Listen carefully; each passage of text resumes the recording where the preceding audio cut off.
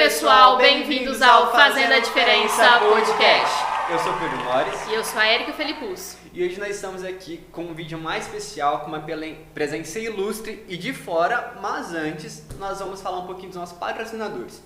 Para começar, nós temos a Gabriela Costa, que é maquiadora profissional e artística, com maquiagens incríveis. Ela está com a agenda aberta, com cursos, agora é representante oficial da marca Pink 21, vocês não podem perder. O Instagram dela está aqui embaixo, confiram e agende com ela, que eu tenho certeza que a maquiagem dela vai surpreender você. Com certeza. Temos também o Evandro Rodrigues, engenheiro civil, especializados em shows, em eventos, segurança de trabalho.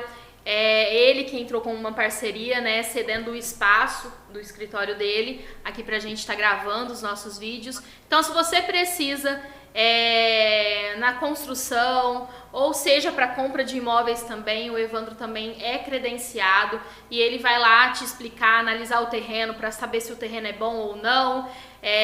Enfim, se você precisar de qualquer dúvida, tirar dúvidas a respeito disso, entre em contato com o Evandro. O arroba dele também está aqui embaixo ao vídeo, na descrição. Então você pode estar acessando, entrando em contato ou entrando em contato conosco, que a gente passa o contato dele também, tá ok? E hoje, pessoal, nós temos a presença ilustre do Rainer. A Érica vai citar um pouquinho mais para vocês, mas eu tenho certeza que esse vídeo vai ser esclarecedor para muita gente que gostaria de ter uma vida fora do Brasil. Exatamente, pessoal. Eu gostaria que vocês recebessem com muito carinho o Rainer Pessoa, né, que está residindo aí há mais de 38 anos, né, fora do país, e tem uma carreira muito linda que ele vai compartilhar aqui com vocês. E de antemão quero agradecer a Samantha que nos apresentou o Rainer, né? E eu sim quero agradecer demais, Samantha, muito obrigada. E eu tenho certeza que esse conteúdo de hoje vai ser esclarecedor para várias pessoas. O Rainer trabalha aí na questão de seguros, então fora do país, né? Para quem está pensando em ir morar fora, para os nossos colegas que estão fora aí do país também. Até mesmo para visitar. Até mesmo para visitar, então fiquem atentos ao vídeo e recebam com muito carinho Rainer Pessoa. Seja muito bem-vindo, Seja Rainer. muito bem-vindo. Muito obrigado. Boa tarde, muito obrigado. Para começar, Rainer, se apresenta para o pessoal, para quem ainda não te conhece. Bom, meu nome é Rainer Pessoa, nasci no Brasil. E uma coisa muito interessante para mim, né, eu acho, eu vim para os Estados Unidos no dia 17 de janeiro de 1983. Então, no dia 17 de janeiro, esse que passou, eu fiz 40 anos aqui. É uma vida inteira. Eu tenho agora 2 vezes mais tempo morando aqui do que no Brasil. Isso para mim é uma coisa interessante, na qual não perdi o idioma, não perdi o contato, que agora é muito fácil, né, com a tecnologia atual, mas quando eu vim não tinha Facebook, não tinha internet, não tinha celular, então a comunicação era muito difícil e rara. E você, por um largo tempo, você simplesmente se desconectava completamente, porque era muito caro ligar para o Brasil, as ligações você pagava uma fortuna, ou você tinha que viajar para o Brasil para visitar e se atualizar nas coisas. O que não acontece hoje em dia, né? Hoje em dia a coisa está muito fácil, muito boa. Você vê que vocês estão aí no Brasil, eu estou aqui em Miami, e uma conexão maravilhosa, uma coisa incrível isso, né? Com certeza, os benefícios da internet, sim, né? Os benefícios da internet. O Rainer, quais foram, assim, já começando logo de cara, né? Quais foram os maiores desafios para você chegar, né, pensando em 40 anos atrás? Você já mencionou aí as dificuldades da comunicação, mas como foi para você chegar como um imigrante ali? Você chegou e foi para qual cidade direto? Foi para Nova York. Para Nova York. Chegar em Nova York como imigrante, né, novo, como que foi? Você foi com família ou não? Foi literalmente sozinho? Quais foram os seus maiores desafios ali? Bom, eu vim, foi uma meia loucura, falar a verdade para você, né? Porque muito novo, quis vir para cá e descer em Nova York.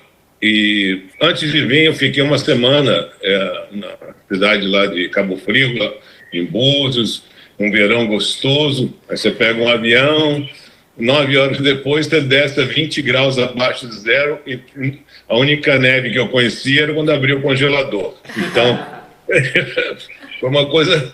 O choque foi absurdo. Eu não entendia como as pessoas conseguiam respirar nesse ambiente tão frio.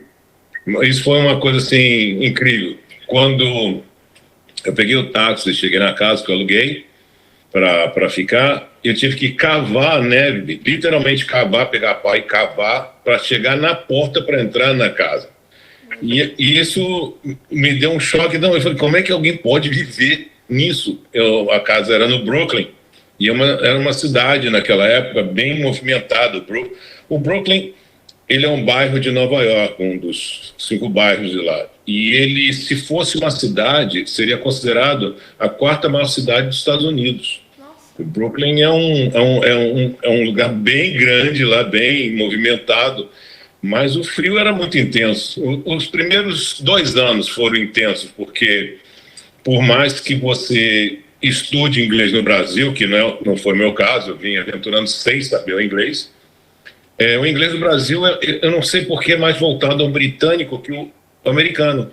E eu vejo isso com as pessoas que chegam, que estudam aí. Até eu vi o Pedro com assim, um pouquinho de um sotaque assim, meio britânico, meio British. Então, acho isso super interessante. E a forma de falar e a forma de aprender o inglês, se você fora do país, e a forma de você falar aqui, ela é muito diferente do que a gente espera, entende? Eu sempre brinco com meus amigos aqui, eu digo, o dia que você fizer um americano entender que calça a gente bota e bota a gente calça, ele vai estar falando português. Entende? Então, a barreira foi muito grande no início da minha chegada, Agora, foi muito boa, porque hoje em dia, como estava comentando sobre a tecnologia, às vezes você ter acesso aos canais de televisão brasileiros aqui, às rádios brasileiras, tudo, você tem acesso completo ao Brasil pela internet em tudo, absolutamente tudo. Dificulta muito as pessoas a aprofundar o conhecimento no inglês, no idioma inglês. Você vê... Vou falar da nossa gente, não de outros países, para não falar mal dos outros. Nós vemos pessoas aqui que moram anos aqui já e não falam inglês ainda, porque cansa aprender, você já tem uma idade, eu não quero, não tem tempo. Hoje em dia, eu sempre digo aqui para todo mundo, inclusive quem trabalha comigo, fala, olha, o mais caro que você tem aqui nos Estados Unidos é tempo. Você trabalha, você ganha dinheiro, você vive bem.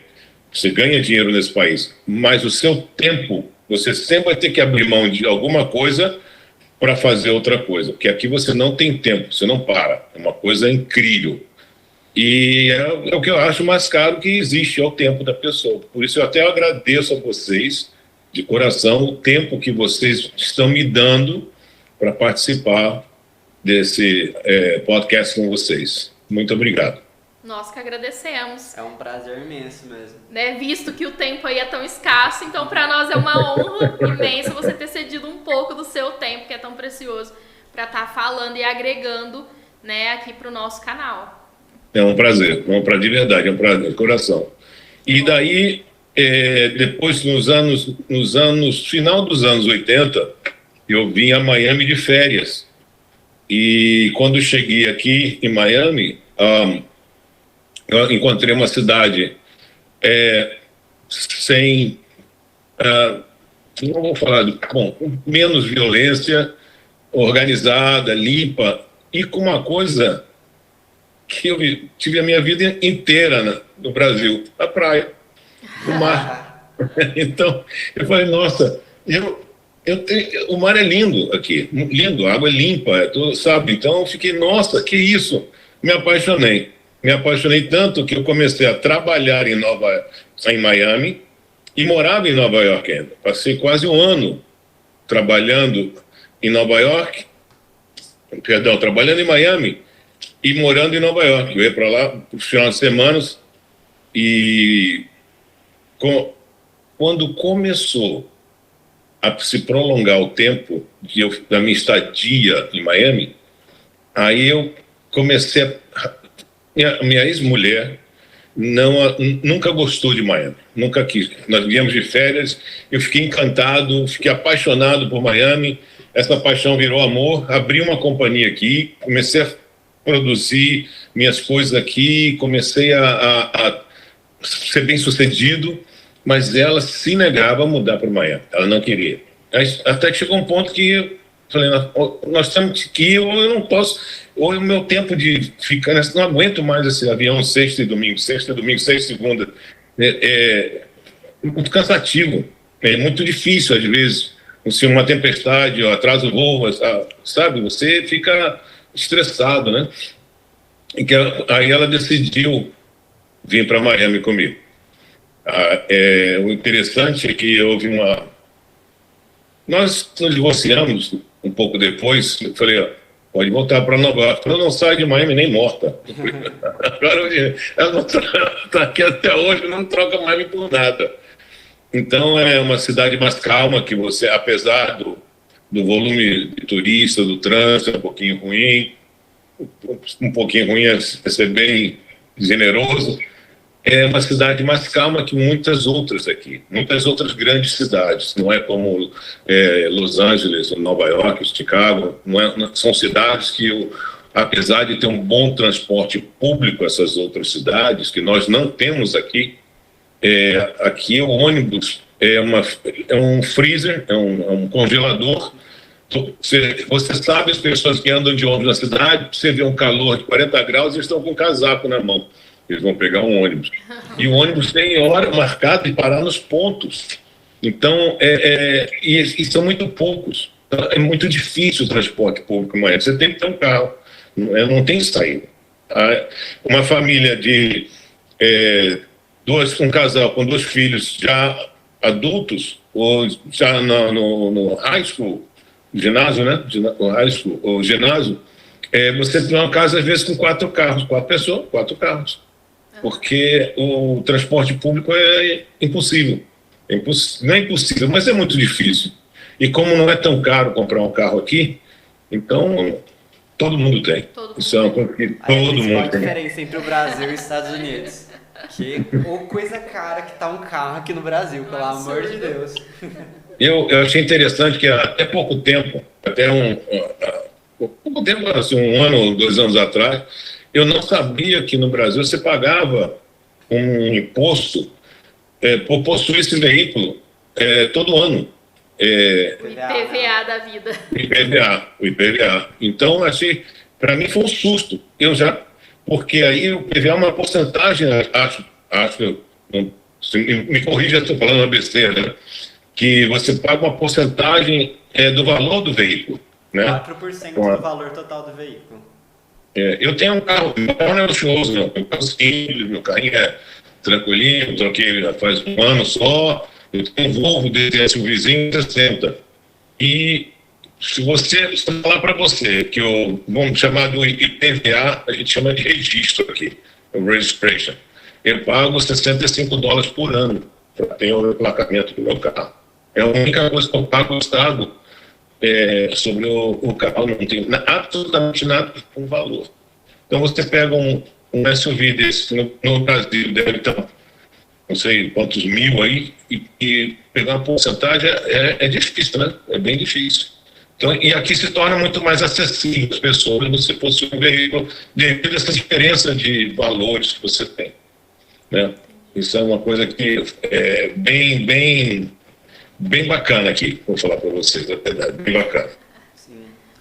Que esse lance aí do carro é muito interessante porque a pessoa, ela não tem que ter só o dinheiro para comprar o carro aqui no Brasil, ela tem que ter dinheiro para manter a gasolina, que tá cara, ela tem que ter dinheiro para manter o IPVA, que é caro também, dinheiro para tanta coisa que às vezes não compensa nem ter o carro. Sem contar que aqui precisa necessariamente ter seguro. E aí você é um especialista aí no assunto. Graças a Deus. Veja bem, essa o que se fala aqui de um barco. O barco aqui, comprar o barco até é caro. Não é barato, vou falar para você, um barco aqui é barato. Não é caro. Mas você manter o barco sai caro, porque você tem que ter um lugar, uma marina para deixar o barco. ou você tem que pegar uma fila, às vezes 1-2 horas, literalmente 1-2 horas, para você descer o barco nas rampas, que são rampas públicas aqui. E tem que comprar um carrinho para levar o barco. Aí você tem que ter um carro mais forte, um carro maior para puxar esse barco, para levar para casa. A casa você tem que ter um espaço. Muitas casas, condomínios não deixam você deixar o barco na frente da casa, da garagem. Tem que botar ele dentro da sua cerca. Então, o barco aqui, ele eu acho que é mais ou menos igual carro aí no Brasil. Pode ser. Podia ser o barco aqui também, né? Seria mais fácil. Seria mais fácil. Então, nós falamos aqui uma coisa que sempre falávamos no Brasil. Melhor que ter um barco é ter um amigo que tem um barco. Isso é a melhor coisa do mundo. Você verdade. ter um amigo com barco é uma maravilha em Miami. É uma maravilha. E aqui muita gente tem, né? E eu moro de frente para o mar aqui. Então, o que você vê de barco aqui é um absurdo. É um absurdo. Às vezes não dá nem para contar os barcos que você dá para ver assim no mar. Muito legal. Ô, Rainer, e você tem uma agência, né, que é licenciada, que é de seguros, né? Conta um pouquinho pra gente esse processo, essa criação dessa empresa, o nome dela. O nome eu tenho uma franquia, eu comprei uma franquia.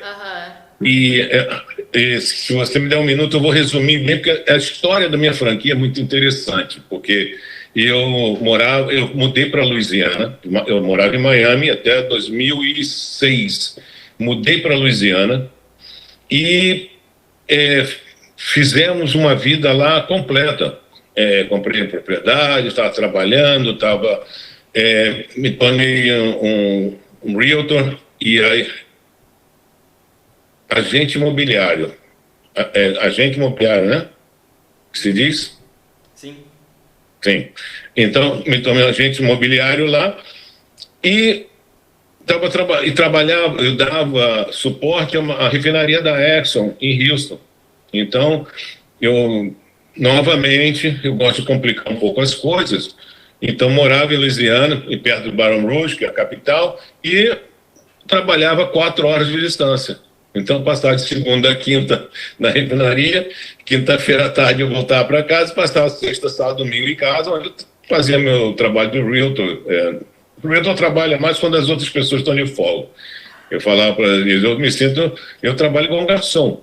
Quanto mais feriado, mais folga as outras pessoas têm, mais eu trabalho, porque é quando elas têm tempo de ver as propriedades, decidir fazer as coisas, né? E venho a Miami, porque a família da minha mulher mora aqui em Miami, então vim para Miami para o Thanksgiving, Dia de Ação de Graças. E fui a Downtown para falar com um grande amigo meu que eu conheci, desde que eu cheguei aqui em Miami eu conheci ele, e ele vira para mim e fala assim, tudo bem? Você eu falei, tá ótimo, eu preciso que você venha comigo para Louisiana, porque eu estou comprando um restaurante. E eu quero que você me ajude com isso, porque ele sempre teve restaurantes, bares, essas coisas aqui. Então ele falou, não vou poder ir. Eu falei, como? Eu falei, que isso? Nunca neguei nada a você. Não, porque você não vai voltar para Louisiana. Você vai ficar aqui em Miami, porque nós vamos abrir um negócio, uma agência de seguros. Agência de seguros. Nós vamos abrir uma agência de seguros. Aí ele tinha uma hora marcada, incrivelmente, nesse dia à tarde. E eu fui com ele visitar o presidente, o CEO dessa franquia que estava abrindo, começando, nascendo ainda. E quando eu cheguei lá, com toda a pompa que tinha no lugar, com tudo aquilo, sai um homem lá no fundo, olha para mim e fala, o que você está fazendo aqui? Eu falei, não, eu sei o que eu estou fazendo aqui, agora o que você está fazendo aqui? Ele falou, eu estou no meu negócio. Eu falei, esse negócio eu já não quero mais. Aí você está, o pai dele, ele quando veio para os Estados Unidos, chegou de Cuba, ele não tinha basicamente nada. Eu empreguei ele por 2 meses. E como eu não precisava dele no meu trabalho, eu consegui que ele trabalhasse com um amigo meu e ali ele seguiu uma carreira muito bonita. E progrediu e ele abriu essa franquia. O pai dele trabalhou comigo 10 anos. Eu tinha postos de gasolina e o pai dele era meu braço direito, era tudo para mim, era realmente o meu braço direito. Eu podia viajar, podia sair, mandava em tudo, ele fazia tudo. É um homem com todas as letras. E era ele. O cara, ele gritou, foi lá, ligou o telefone, papai, olha quem está aqui, não sei o quê. Começou a gritar e o Valdir, que estava me levando lá, não entendia nada. Mas o que está acontecendo? Eu falei, calma, vou te explicar. Não, calma, vou te explicar. E o Valdir conhecia o pai dele também, porque o Valdir, quando eu trabalhava em Downtown, tinha um escritório em Downtown Miami, o Valdir tinha um bar, uma cafeteria, que eles chamam, no meio bloco, meia quadra de distância de mim. Então, aí quando ele ligou para o pai, falou, papi, não sei o quê, aí eu chamo, o nome dele é Anselmo, eu chamava ele Pupi. O apelido dele era Pupi. Quando ele vê que era Pupi, eu falei, não, quem é você? Eu falei, sou Ivan, filho do Pupi. Aí o cara me falou, já está aqui, você tem uma agência, já abre, vê o local que você quer abrir. Eu fiquei chocado com o negócio, né? Fiquei completamente chocado, mas não quero, não vou. Aí ele me facilitou e falou, então eu abro a agência para você também e toma conta. Eu falei, não vou fazer direito. Aí o que aconteceu? Fui para casa da mãe da minha esposa, sentei com ela e falou assim, aí, viu teus amigos, tomou seu café, tá tudo bem? Eu falei, tá, tudo bem, só que nós vamos mudar para amanhã, né? Eu, como assim? Eu comprei uma agência de seguros. De seguros? Ela era diretora de uma escola em Louisiana. Eu trabalhava na refinaria e era realtor. Tinha tudo, ela tinha casa, tinha tudo. E eu não sei, a família dela toda vivia aqui, então era uma coisa muito bacana para ela voltar também. E eu achei interessante que a mãe dela, eu estava sentado no jardim, na parte de trás da casa, para conversar com ela um minutinho, e a mãe dela saiu para vir falar com a gente. Quando a mãe dela chegou, falou assim, que cara é essa que vocês estão? Vocês estão com uma cara muito estranha. Ela falou, não, mãe, vamos mudar para Miami. Eu não tinha nem terminado a conversa com ela. A mãe dela falou, pera um minutinho, voltou, pegou uma taça de vinho, tomou de uma vez, voltou, pegou outra taça, sentou, falei, vou fazer o quê? Foi um negócio que... Aí entrou os detalhes e realmente, já há mais de 10 anos, fomos escolher um local, escolhemos Norte Miami porque ficava a escola de Sunny Arrows, uma das escolas que estavam com melhor pontos, uma das melhores escolas nesse momento aqui na Grande Miami. E a Juliana, nossa filha, estava já na idade do middle school, que é antes do primário, né? Seria antes do ginásio, né? Ainda chama assim? Primário? Primário, eu acredito que seja o ensino fundamental aqui no Brasil, né? Da primeira série até o 9º ano, mais ou menos. Desculpa. Mas aí escolhemos a escola. Então, já sabendo onde era a escola da Juliana, eu já sabia onde podia abrir o escritório e a casa, o apartamento que a gente ia morar, porque eu aprendi isso na minha vida. Você, às vezes, escolher morar longe de onde você trabalha, o preço é muito caro. O tempo. E, além disso, o tempo, a gasolina, o desgaste, o estresse de trânsito, essas coisas. Então, nós fizemos nosso apartamento bem no meio entre a escola e o escritório. Hoje em dia, ela não está mais na escolinha dela, que está na universidade, já tem o carro dela, a vida já mudou completamente. Mas eu saio da minha porta, em 9 minutos contados saindo da minha porta, eu estou abrindo o meu escritório. Então, é uma facilidade muito grande para mim nesse ponto, entende? E foi realmente foi assim que nasceu a minha agência. E aí, começamos a trabalhar, aprender, fazer os cursos, tirar todas as licenças, isso demorou um período, quase um ano completo. Porque aqui é muito sério. O departamento de finanças, que controla os bancos, é que controla os seguros. Então, eu sei de gente que vem para cá e se identifica como agente, não tem licença, não pode fazer esse trabalho, e é um crime federal. Você vai para uma penitenciária federal se for julgado culpado. É igual você roubar um banco. Você pode, se você assaltar um banco aqui, que é a maior burrice que eu acho, porque os caixas nunca vão ter mais de $500 ali no caixa. Você não precisa de uma arma, você pega um papel, escreve, me dá o dinheiro, passa para ele vai te dar todo o dinheiro dali. É um crime federal, tem alarme, os caras estão protegidos, trancam a porta, chega a polícia, você vai para a penitenciária. E quem cuida da investigação é o Serviço Secreto Americano. E exatamente igual ocorre com o seguro. Então, o seguro aqui é uma coisa realmente muito séria. E é uma coisa que eu tomo muito a sério, porque você vende um telefone para uma pessoa, você não vai ver nunca mais essa pessoa. O produto dura ou não dura, é problema dele. Eu vendo uma pólice de um seguro, seja ele qual for, para uma pessoa, e aí começou a minha relação com ela. Antes, não vai terminar, porque só em alguns casos, uma tragédia, um acidente de percurso, algo que aconteça, que ela necessite essa cobertura, essa proteção, eu tenho que estar disponível e tem que ter sido bem feito para protegê-la. Porque o seguro nada mais é que uma proteção que você tem. Sim. E você dilui o custo disso com milhares de outras pessoas para fazer esse grupo e sair uma coisa mais barata.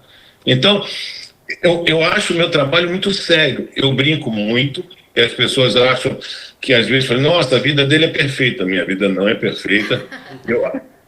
Eu vejo muitas coisas ruins, eu vejo muitas coisas que acontecem fora de controle da pessoa, e comparando com o que eu vejo, a minha vida é muito boa. E eu acho que não vejo razão para viver com raiva, amargurado, né? Então, eu levo tudo muito leve, eu sou, nessa parte eu gosto de estar rindo, contando piada, ouvindo, comentando coisas boas, mas quando eu sento na minha mesa, normalmente quem não me conhece no trabalho ficam preocupados comigo. Você está bem? Você está nervoso? Você tem alguma coisa? Não tem nada.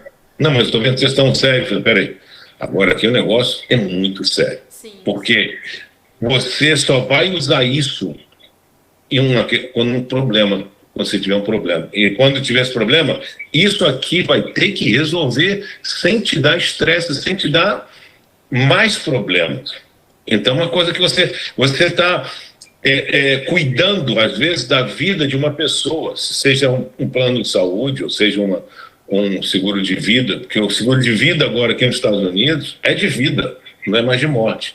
Sim. Antigamente, um seguro de vida, você fazia a pólice, a pessoa morreu, o beneficiário vinha e recebia um cheque e acabou aí. Hoje em dia, aqui não. Hoje em dia, o seguro de vida nos Estados Unidos, se você pega uma doença crônica, terminal, tem até uma companhia que, em questão de um acidente, e você não consegue trabalhar por 3 meses devido a uma terapia que você tenha que vir fazer, ou é impossibilitado de se locomover, você começa a retirar sua pólice do seu seguro de vida ao mês. Uma pólice barata, uma coisa barata, falando coisa de $30, $40 por mês. Você pega uma pólice de $1 milhão, e se isso acontece, você recebe $10 mil por mês para pagar as suas contas, porque você tem possibilidade de trabalhar.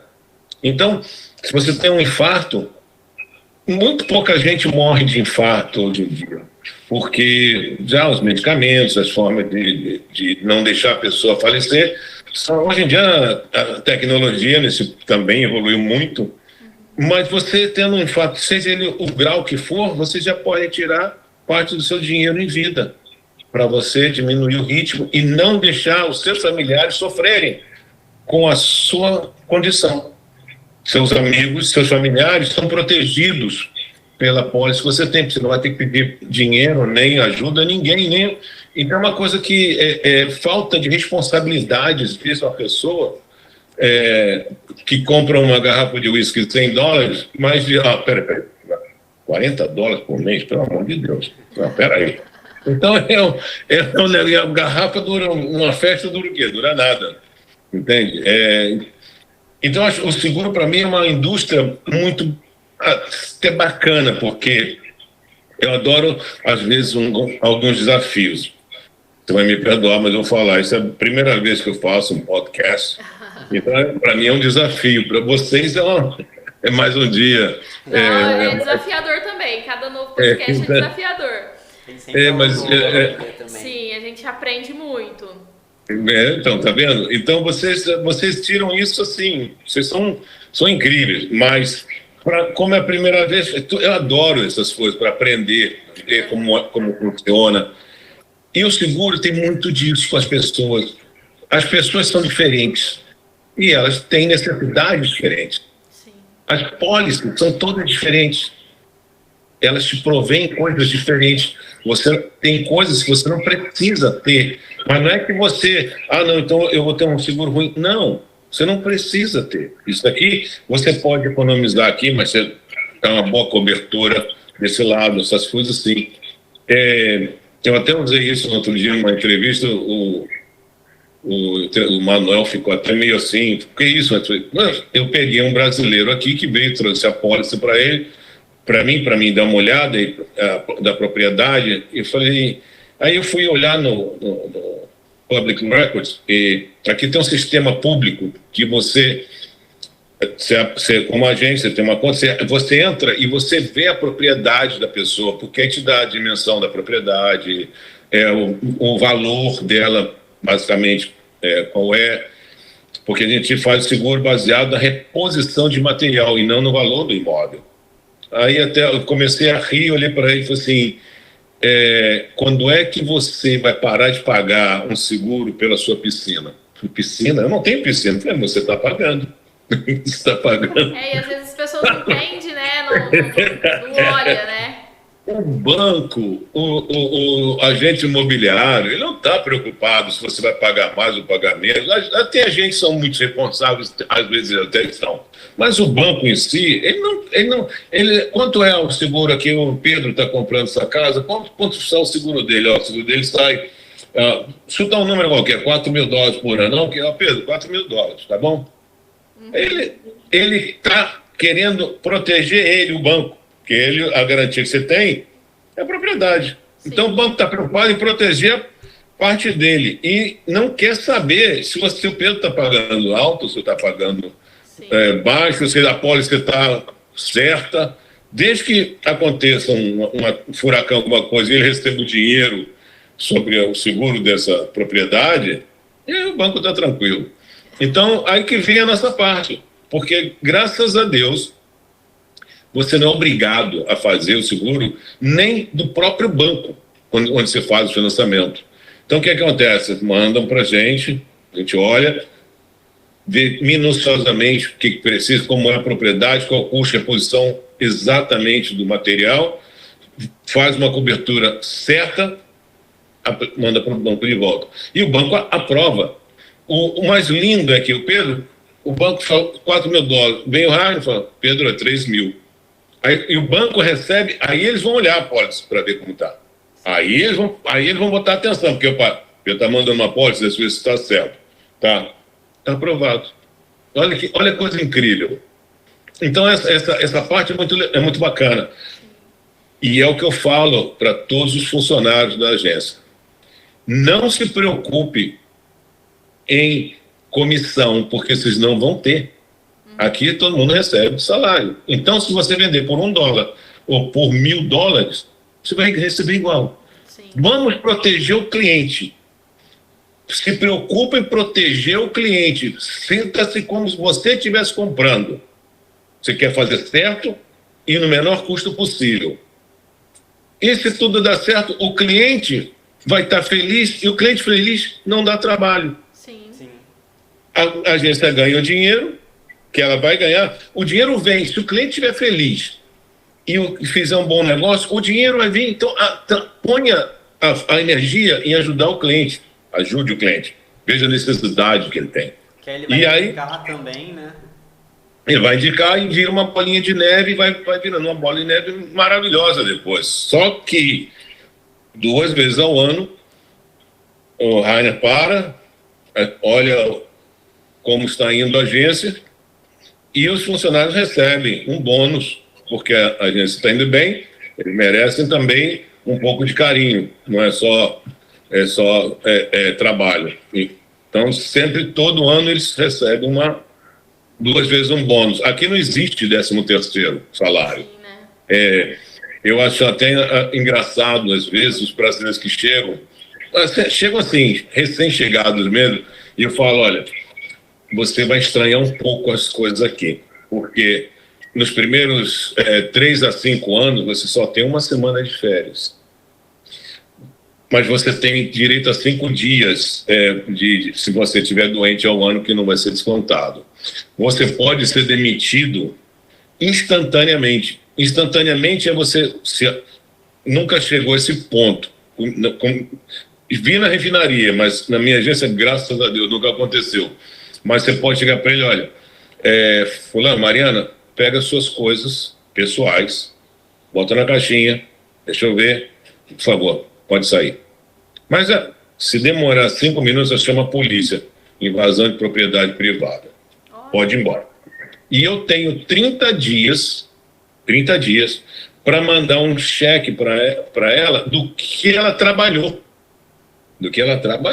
E paga o imposto correspondente aos dias que ela trabalhou. Não tem essas indenizações de a vida do prédio, ou de não sei o quê, não tem isso.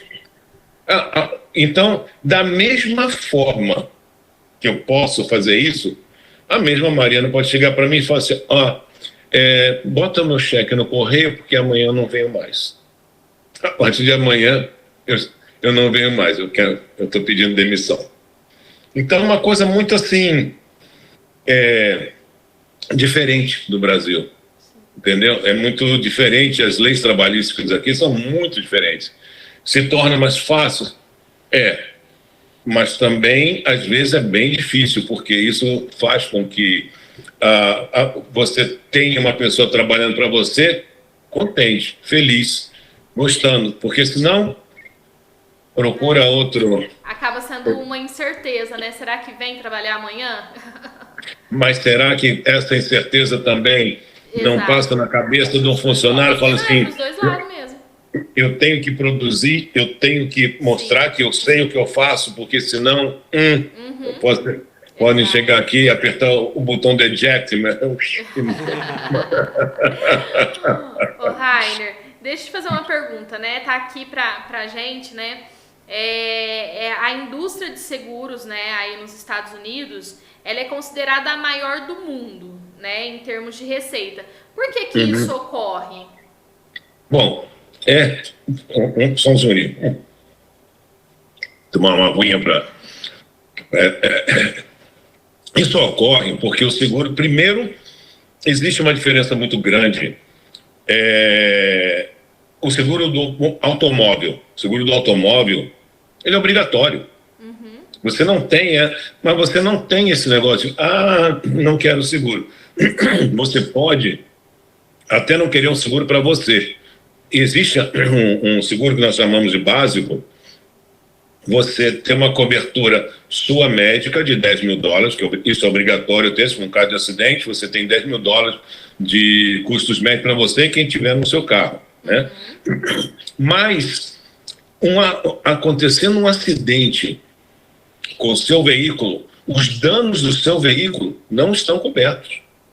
Esse vai ser problema seu. Em compensação, todo e qualquer dano que você venha a causar a um terceiro, danificando o carro dele ou a propriedade, você se choca com o carro sai e entra numa loja. Isso está coberto, isso tem seguro. O seu seguro está cobrindo. Então você tem a responsabilidade de ter esse seguro, porque proteger as pessoas ao seu redor. Isso é lei. Isso não não quero, não vou ter. Não, você vai ter. Começou há pouco tempo aqui, acho que um ano ou 2 anos. Os pedágios aqui, você não tem cabine de pedágio aqui. Não existe isso. Isso há muitos anos já. Então, o que acontece? Quando você passa, tira uma foto da sua placa, e os carros têm o número do chassi no painel, no vidro ali. Logo no painel, quando vai encontrando com o vidro, ali tem um espaço, ali tem o número do VIN, o número do chassi. E quando você passa no pedágio, eles batem a foto do seu carro, do VIN, ali no painel, e da placa do carro. Normalmente, isso é uma coisa normal, você abre uma conta, aqui a gente chama, na Flórida, de SunPass, é o passe do sol. Então você abre uma conta e você escolhe, vou deixar $30 de crédito, ou $50, você deixa o dia que você quiser ali. E você vai usando, vai andando pela cidade. Quando você pega uma expressway, ou um estrado, você vai passar por pedágio. Mas eles vão descontando da sua conta e te mandam o extrato todo mês. E quando a conta vai chegando no zero, eles debitam a sua conta bancária, pegam mais o crédito, tudo automaticamente. E você vai andando. Só que houve há muito pouco tempo, 2 anos para mim é muito pouco tempo pela minha idade, né? Então, há pouco tempo, começou a se utilizar este sistema para identificar quem tem seguro e não. Quem pagou o registro do carro anual e não. E aqui, e vindo para minha casa, você passa pelo Bar Harbor ali, e ali tem um pedágio, porque você está saindo da cidade de Miami e entrando no North Miami Beach, na cidade de Bar Harbor. E é uma coisa incrível. Você passa ali, daqui a pouco você olha, tem o cara na sua frente, lá na frente já está o policial esperando ele. E já manda encostar. Falei, nossa. Aí você olha a placa dele, não tem o selinho do ano, não pagou o registro desse ano. E é um dinheiro barato, mas às vezes as pessoas esquecem, ou não sei, às vezes acontece. Comigo aconteceu com a minha motocicleta, ficou 6 meses lá na mecânica, lá o cara, grande amigo meu, me chamou, sua moto vai para fora, você não precisa nem mais pagar. Fui lá buscar, quando eu levei para casa, o policial me parou porque a placa estava vencida. Eu falei, cara, eu estou com o registro aqui na mochila, bota no diabo da placa. Eu falei, pô, ok, vou botar desculpa. Ele falou, a moto estava agora na mecânica, entendeu? Então, foi um negócio assim, bem... O seguro é obrigatório. Então, você tem... O volume de carros aqui nos Estados Unidos é uma coisa incrível. Toda propriedade que é financiada, o banco quer que ela tenha um seguro, porque a garantia é a propriedade. Então, como as propriedades são muito caras, normalmente você tem que financiar. Mas, então, o volume é muito grande, as cidades são muito grandes, sabe? Nós temos, acredito, um número mais ou menos assim dizendo, nós temos, na minha cabeça, mais de 130 milhões de pessoas que o Brasil. Isso faz um volume muito grande de movimento nessa indústria. Eu, para convencer a minha esposa para abrir esse negócio, ela falou, mas seguro? Eu falei, faz uma coisa, vamos lá na frente da casa. Olha, o que você estiver vendo, precisa de seguro. Aqui tudo, para viagem, para saúde, para vida, para propriedade, para o negócio, para o teu... tudo, comercial, tudo, você precisa de seguro. Então, é uma indústria muito extensa. E isso me atraiu muito, muito. E complexa, muito complexa. O seguro de viagem aí do Brasil, a pessoa que vem para cá, faça com a gente um seguro de viagem. Por quê? Porque eu vou fazer uma companhia americana, vai sair mais barato. E quando você chegar aqui, se houver um problema, você dá um cartão para ele e fala, opa, essa eu conheço. E você vai ser atendido, depois você vai receber a conta. Você faz o seguro aí de um cartão de crédito, vem para cá, chega aqui, o cartão de crédito contratou uma empresa que ela subcontratou uma companhia de seguro que é a ABC de Ouro. E vai chegar aqui, o cara vai ser em português. O que é isso? Não, esse é o meu seguro. Então faz um favor para mim, paga e vai lá para o seu seguro e pede teu dinheiro de volta. Você está falando em dólar. A saúde aqui, eu acho que é mais cara do mundo também. A saúde aqui é caríssima. Entende? Então, você está arriscando muito tendo um problema de saúde aqui. Então, a indústria é muito forte, porque ela é muito grande e a maioria dos casos, obrigatória. Isso muda muito e te dá... isso gera a economia... Quantas oficinas, os carros você pode consertar, as casas são consertadas porque tem um seguro para cobrir. É uma coisa incrível. Então, isso gera muito dinheiro, muita coisa ao redor, entende? Por isso, eu acho que isso é a grande razão da indústria ser maior do mundo, digamos assim. Com certeza. E você comentou que muitos são obrigatórios, né? Quais são obrigatórios e quais são opcionais? Você abrindo uma companhia, você tem que ter um seguro de liability, é responsabilidade civil.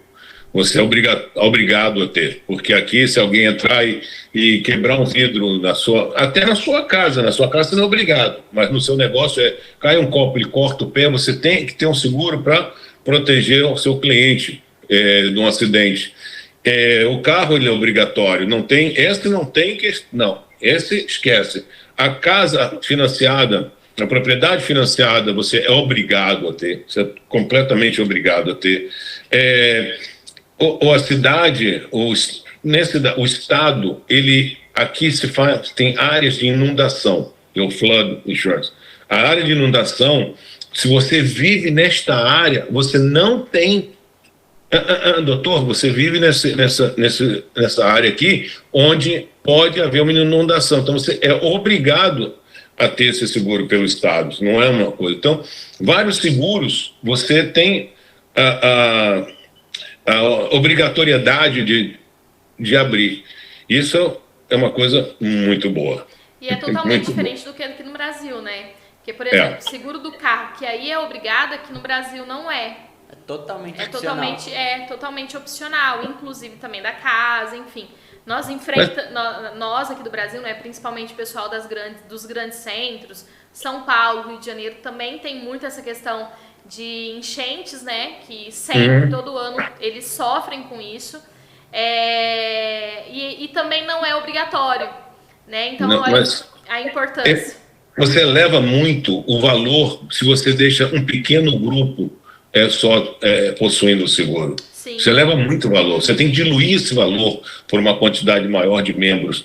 No Brasil, eu fico apavorado, porque um carro hoje em dia, até no Brasil, não vou falar mal do Brasil, mas um carro hoje, lá não é tão complexo às vezes como aqui. Os carros têm tantos componentes eletrônicos, têm tantos sensores. Um airbag, ele custa tão caro que se ele tem um acidente no Brasil, meu Deus, quanto vai sair isso? Qual o valor de recuperar? Porque é a sua propriedade um carro, é a sua propriedade. E se você financia o carro, eu não entendo uma coisa, como você financia um carro no Brasil e não faz um seguro para ele? Porque a garantia do seu financiamento é o carro. Se houver um acidente, você usa esse carro para seu trabalho, sua ferramenta de trabalho, você perde esse veículo no acidente, você perdeu a sua ferramenta de trabalho, mas você não perdeu a dívida. Sim. A dívida continua. Com certeza. É uma coisa que isso se você para e pensa no custo de uma tragédia, eu chamo a tragédia, um acidente de percurso de um automóvel bom que tem um acidente no Brasil, é uma loucura não ter um seguro. Um acidente que você atropele alguém, imagina isso, ele te leva para a corte, pode sair caríssimo. Aqui nos Estados Unidos, se você não tiver seguro, tem muita gente que não faz, e você tem um acidente e a outra pessoa se machuca, a primeira coisa que um juiz vai falar para você na corte, onde eu já fui e já vi, vai falar para você: olha, como o senhor assume o risco, o senhor tem que ter muito dinheiro, e por isso o senhor vai assumir todas as custas e mais dor e sofrimento dessa pessoa que o senhor prejudicou. E a conta não é pequena. Quando você vai para a corte, a conta não sai pequena.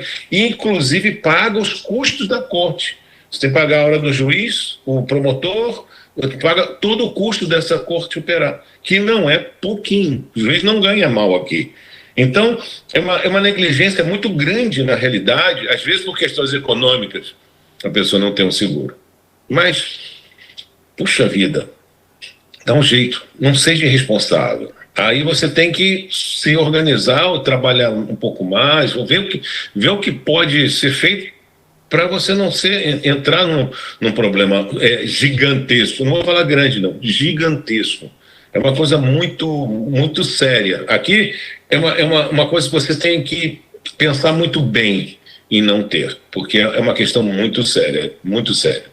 E uma coisa legal que você comentou também é que uma pessoa que está para ir para uma viagem aí pode entrar em contato com vocês e fazer o seguro direto com vocês aí, certo? Sim, claro. E não precisa vir para cá. Se você for para o México, você sai do Brasil para ir para o México, eu faço o seguro também. Vai para o Canadá, não tem problema. Você não está restrito a vir para os Estados Unidos para ter um seguro de viagem internacional garantido por uma companhia americana, na qual a companhia principal que nós usamos é que dá cobertura aos oficiais da Guarda Costeira.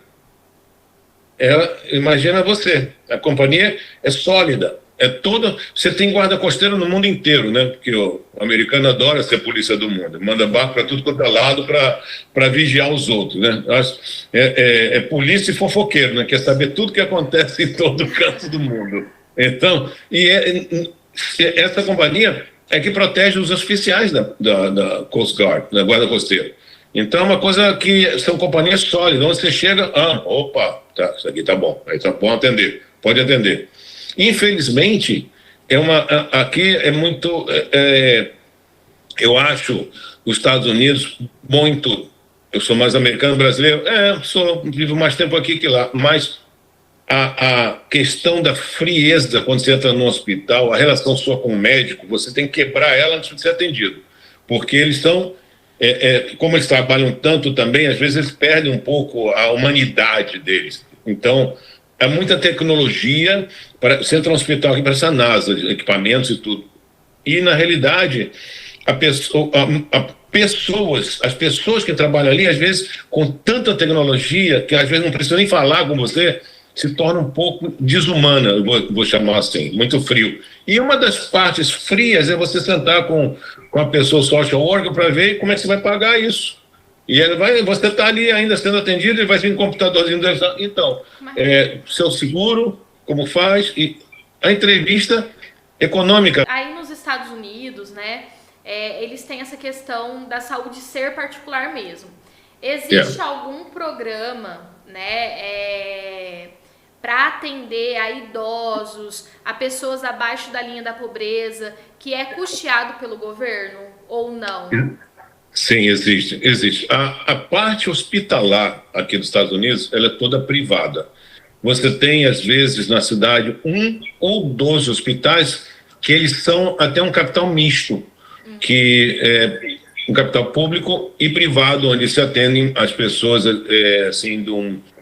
as pessoas com nível econômico mais baixo. Mas aqui nos Estados Unidos, para você ter ideia, a linha de pobreza desse ano de 2023 está em $13.570. Quem ganha $13.570 para baixo é considerado, por ano, né, falando anual, é pobre, considerado pobre. Você vê que se você passar 13 mil para reais, vai dar mais de $50 mil, né, mais ou menos, por ano. 50 mil reais, perdão, por ano. Não seria uma coisa tão ruim no Brasil, mas aqui é uma renda muito pequena para viver. E aí você tem um sistema público que chama-se Medicaid, da parte médica, e a parte de ajuda, Medicaid. Então você tem que provar, você ganha os 13.570 ou menos, mas às vezes você pode ganhar $20 mil por ano e participar do Medicaid. Por quê? Porque você tem um filho, você tem uma esposa que não trabalha, e a renda ela é 13 mil, né, por pessoa. Então, ela, quando sobe para 2 pessoas, ela não vai ser 26 mil, ela vai sair para 21 mil, agora não lembro direito a tabela, mas vai ser 21 mil e alguma coisa. Não, perdão, 18 mil e mais ou menos $500 para 2 pessoas. O que acontece? Esse casal tem um filho, aí todo mundo vai para o Medicaid, porque você está abaixo ou perto da linha de pobreza. O Medicaid não tem que ser 100%. Ele pode ser uma porcentagem, porque se você ganha, por exemplo, $25 mil, são 3 pessoas, a linha de pobreza está em 21, você está perto da linha de pobreza, então você recebe por exemplo, 40% dos seus gastos médicos, o Medicaid te cobre. Então, é um programa, não vou falar para você perfeito, não é perfeito. As consultas são um pouco mais difíceis, porque é muita gente aplicando, muita gente procurando, tendo esse atendimento, mas você tem uma doença, se sente mal hoje, na terça-feira você está vendo um médico, na quarta-feira, uma coisa mais tardada, uma coisa assim. E se for emergência, direto para urgência no hospital, não emergência, urgência. O brasileiro que vem para cá comete um erro muito grande. Ele gosta de ir na emergência. Emergência nos Estados Unidos é quando você está com risco de vida, sua vida está em risco e você vai ver um médico que entende de absolutamente tudo, desde do seu cabelo até a unha do pé, e não vai deixar você morrer. Ele não pode deixar você morrer. E vai te dar os remédios caríssimos, aquelas drogas fantásticas, botar você no life support, né, as máquinas que mantêm você vivo. Quando você melhora, você sobe para o quarto. Isso é emergência. Urgência, quebrei os 2 braços. Está doendo? Você vai chegar, vão te dar morfina para parar a dor. Mas você não vai morrer. Uma fratura no braço não mata. Então, você vai ser atendido na forma urgente, mas tem um risco de vida. Emergência, só Deus sabe a conta. Só Deus. Não, ninguém mais tem conta. Porque cada hospital, aqui o hospital te cobra uma conta, o médico te cobra uma conta, e se precisar do anestesista, é outra conta. As contas são todas separadinhas. E ninguém gosta de ver mal nessa indústria. Eles gostam de viver bem. Ou seja, a pessoa chega ali e vai errado na emergência, urgência, né? Emergência. Na emergência, vai sair de lá falando assim, meu Deus, poderia ter partido. Ele vai sair mais saudável, mas a conta dele vai estar bem doente. Vai deixar ele bem doente. Eu já até vi muitos casos, né? Não sei se é real, mas eu acredito que sim, das pessoas passarem endereço errado, informações erradas, para não precisar pagar, de tão caro que fica. Meu Deus. Só que existe uma coisa, quando você entra no hospital, eles tomam a sua impressão digital também, quando você vai ser realmente atendido nesses casos, porque muitas vezes você não tem condições nem de falar. Eu tive um gallbladder, apêndice.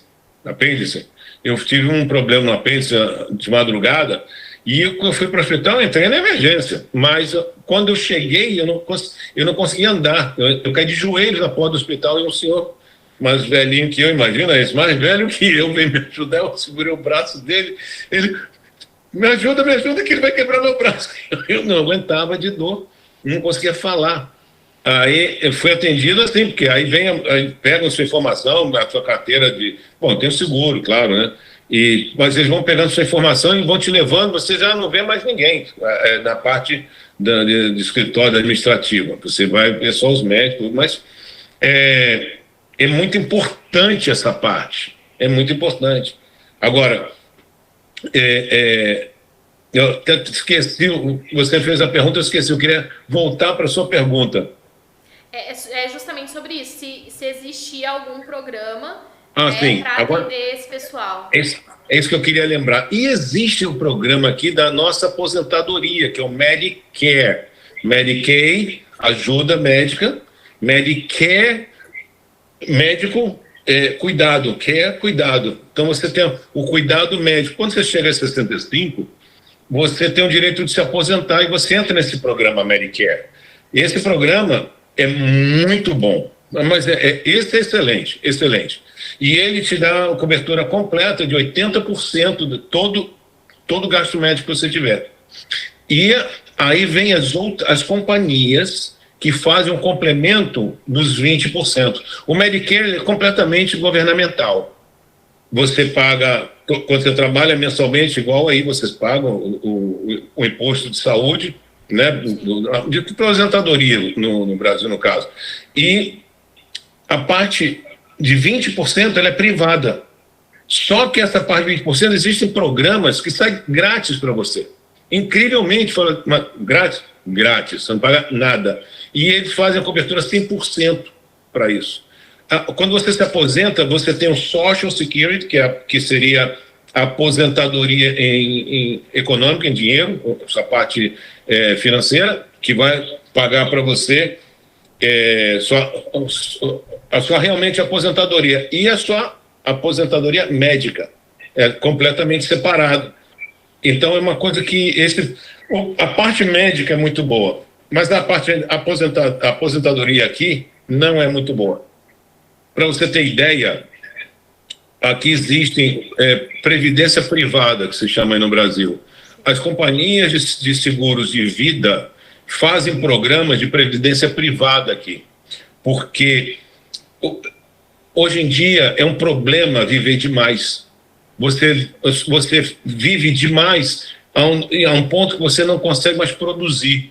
E para você ter uma ideia, eu trabalho nos Estados Unidos, trabalho há 38 anos, registrado, pagando imposto. E eu vou falar para você sem nenhuma restrição. Dezembro desse ano eu completo 65 anos de experiência. Eu tenho direito à minha aposentadoria. E eu não vou me aposentar.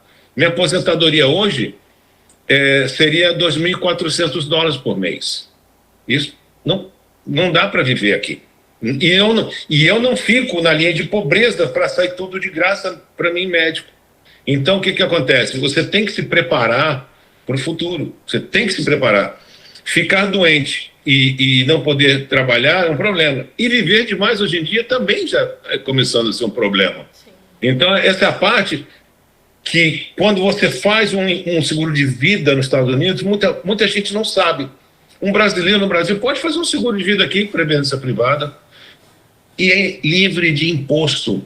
Não existe nenhum investimento nos Estados Unidos, nenhum, que você não pague imposto sobre os seus ganhos. Não é pela sua contribuição, pelo seu ganho.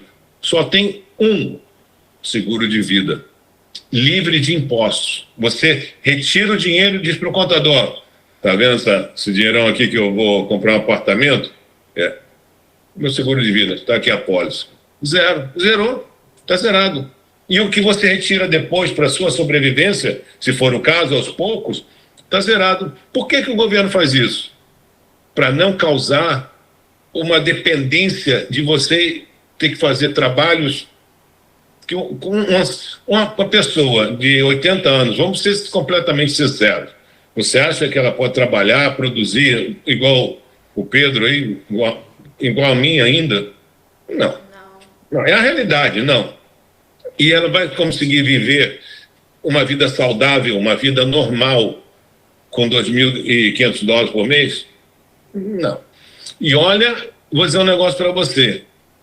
Eu pago de impostos, para mim, eu falo do meu, não falando dos outros, eu pago $1.000, 900, arredonda, porque é bem pertinho, $1.000 por mês de imposto.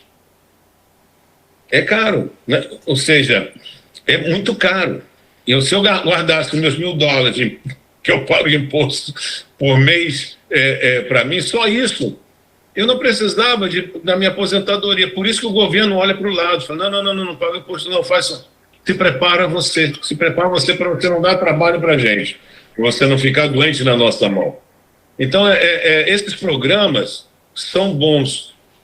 Uma coisa que eu gostaria até, se você me permitisse, era falar uma coisa. Muitos brasileiros vêm para cá e para ter um filho aqui, para ele ser americano. E quando eles estão aqui, o neném nasce, eles não são residentes há 5 anos, ele quer que o filho participe do programa do Medicaid, que é aí tudo médico, daqueles dental, saúde, tudo, até visão, está completo, pago 100% pelo governo. Ele não pode fazer isso, porque o filho é dependente dos pais. E os pais não são americanos ou não têm 5 anos de residência. Se você tem menos de 5 anos de residência nos Estados Unidos, você não tem direito a benefícios.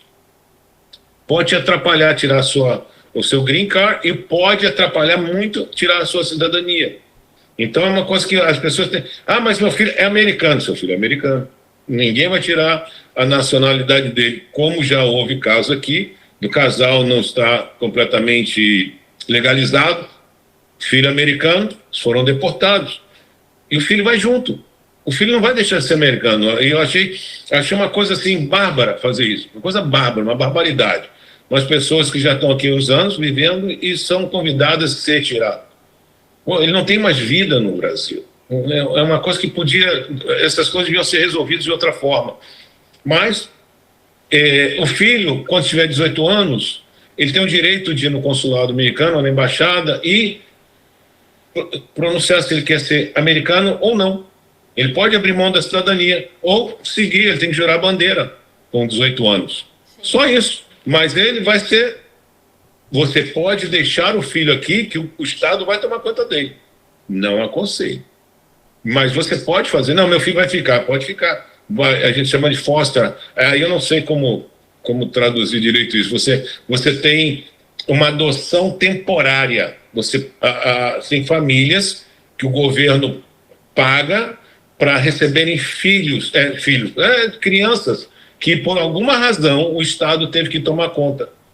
Então, se você tem um quarto a mais na sua casa, você não usa, eu podia ter uma criança, cuidar de uma criança, não, vai de 1 até 18, né? De 1 a 18, não quer dizer criança que seja de 5 anos, pode ser um rapaz de 17 anos, que a família abandonou, os pais foram presos por drogas, qualquer coisa que aconteça, uma tragédia na vida dessa criança, e você vai para um sistema de foster parents, foster home, e você vai ter a adoção temporária dessas pessoas. Eu acho incrível essas coisas, porque você recebeu uma criança na sua casa, você vai viver com ela, mas a qualquer momento um oficial pode bater na sua porta e falar assim, ele tem que vir comigo. Né? E pode levar para outra casa, outro estado, outro lugar, porque o orçamento do estado ou da cidade mudou, alguma coisa aconteceu que vão tirar de você.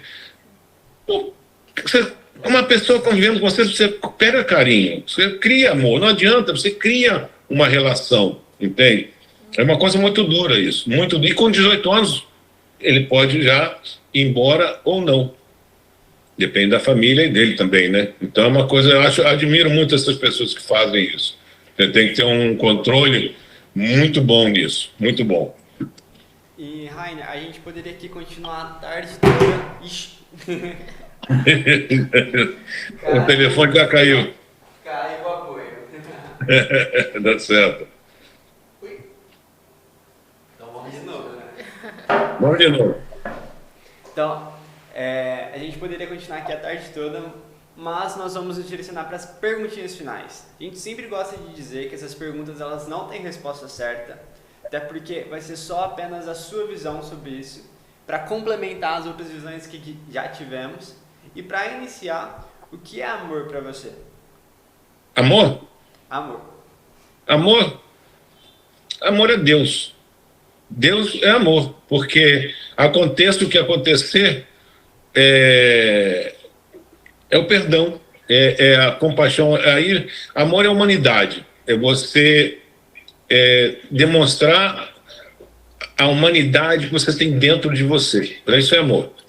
Amor é tudo, tudo. Tudo é baseado no amor. Se você mesmo, às vezes, se nega a reconhecer o amor por outra pessoa. Hoje em dia, eu posso falar, Pedro, cara, eu conheci você, cara, eu amo você. Você é uma pessoa espetacular. Olha quanto tempo nós estamos conversando. E aqui houve uma relação já, um carinho, houve isso é amor. Então não tenha medo que se a mesma outra pessoa seja do mesmo sexo seu, você não tenha medo de dizer que você ama ele. Eu amo meus amigos, eu tenho amor por eles. Não quer dizer que vamos dizer nada, sabe, sexo, nada disso, mas eu digo, tudo é baseado no amor, eu acho. Essa aqui é a minha opinião. E família? Família é a base e estrutura de tudo. Você tem amor e você tem família. Família não significa só membros que nasceram dos mesmos pais. A família são todos aqueles que você ama e admira e que é perto de você. E para mim isso é família. E para finalizar, como já foi mesmo citado, Deus. O que Deus significa para você? Deus significa tudo. Nós estamos hoje conversando aqui porque Deus quis.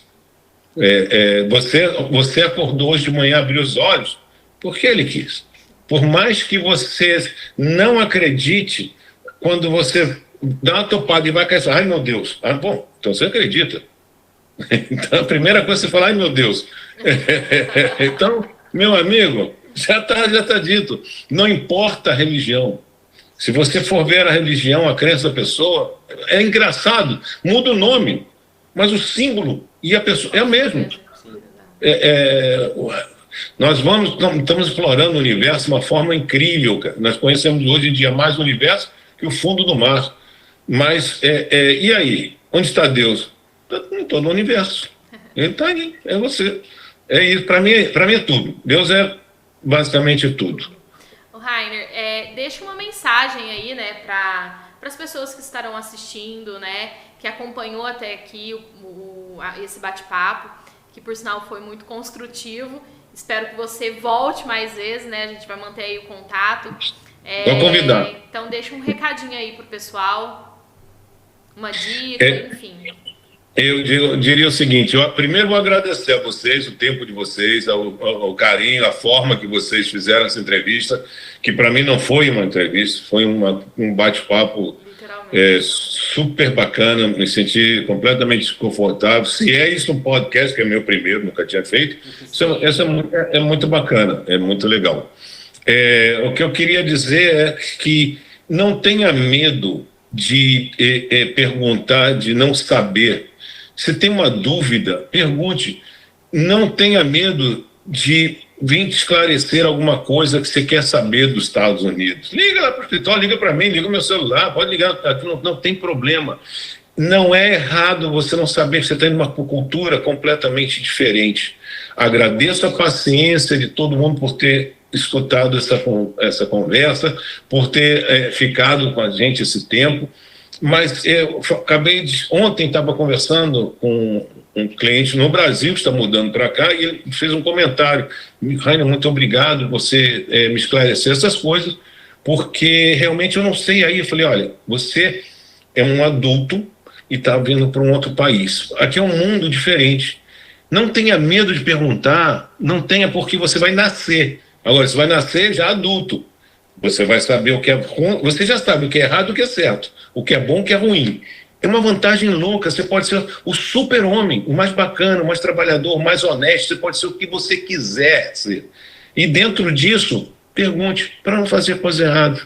Você nunca pode passar aqui nos Estados Unidos, um policial parar e falar assim, ó, você não podia virar essa roupa porque a placa... eu não sabia. É a pior coisa. Você aqui, você tem que saber. A ignorância não te traz inocência nos Estados Unidos. É muito pelo contrário. Então, liga, procura. Aqui todo mundo vai ter a maior boa vontade de ajudar. Seguro é uma indústria de ajudar. Ela dá renda? Dá. Mas dá ajudando as pessoas. É uma coisa que eu acho até uma forma de amor. Você ajudar as pessoas. E você tem uma retribuição. Então, se as pessoas puderem pegar meu contato, maravilha, liguem e se informem. E outras coisas que queiram saber também. Eu sou um imigrante, eu sei o que é mudar de um país para o outro. Sim. Eu sei o que é passar saudade, eu sei o que é a distância. Então, eu vou compreender o que você está passando por aqui, ou o que você quer vir para cá. Eu vou ter essa experiência. E sou imigrante até dentro dos Estados Unidos, de um estado para outro, onde as leis são diferentes. Aqui as leis são estaduais. Então você, apesar de morar aqui, viver aqui, ser americano já há mais de 30 anos, você também, quando muda para outro estado, você está sendo um imigrante. Em Louisiana, a lei é civil. Aqui a lei é comum. Então é completamente diferente. Eu sei o que é mudar de vida. Então, venha, pergunte. Aqui você só vai receber os braços abertos, 100%. E é assim que a gente faz a diferença. Exatamente. Olha, Rainer, muito obrigado. Fica a nossa gratidão aqui, né, Pedro? Sim, com certeza. Por esse tempo precioso que você nos cedeu aí. Com a sua autorização, a gente vai colocar aqui o seu Instagram, o seu contato na descrição do vídeo, né, se você nos autorizar. E a galera que está acompanhando, né, pode conferir aí o arroba dos nossos patrocinadores. Nós vamos deixar também as redes sociais aqui do Rainer para você entrar em contato. Você que está pensando em ir para os Estados Unidos, enfim, dá uma ligadinha para ele lá, já vê essa questão dos seguros, para você ter uma boa experiência. Sim. Né? E é isso aí, pessoal. Muito obrigado. Muito obrigado. Tchau, Muito tchau. obrigado.